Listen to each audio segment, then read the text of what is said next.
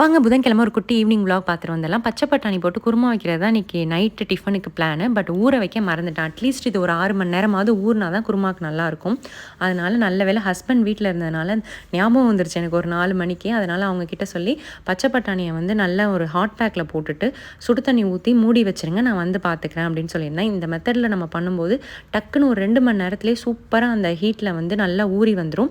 இதே மெத்தட் வந்து நீங்கள் கருப்பு கொண்ட கடலையாக இருக்கட்டும், ராஜ்மாவாக இருக்கட்டும், எதுக்காக இருந்தாலும் இதை யூஸ் பண்ணிங்க அப்படின்னா சூப்பராக நமக்கு வந்து ஊறி வந்துடும். குருமா வந்து எப்பவும் போல தான் தேங்காய், சோம்பு, இஞ்சி, பூண்டு, கொஞ்சம் பொட்டுக்கடலை, இல்லைன்னா வந்து முந்திரி பருப்பு அரைச்சி ஊற்றிக்கலாம். முந்திரி பருப்பு போட்டிங்கன்னா ரொம்பவே டேஸ்ட்டாக இருக்கும். கொஞ்சம் நிறையா தான் வச்சுருக்கேன், ஏன்னா இதே நாளைக்கும் யூஸ் பண்ணிக்கலாம் அப்படின்னு சொல்லிட்டு.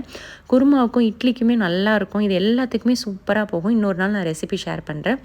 இன்றைக்கி வியாழக்கிழமை காலையில் பார்த்தீங்கன்னா கீரை சூப் மாதிரி வச்சுட்டு ஆல்ரெடி மீன் பெசரி இருந்துச்சு, அதை வறுத்து எடுத்துகிட்டு ஆஃபீஸ் கிளம்பியாச்சு.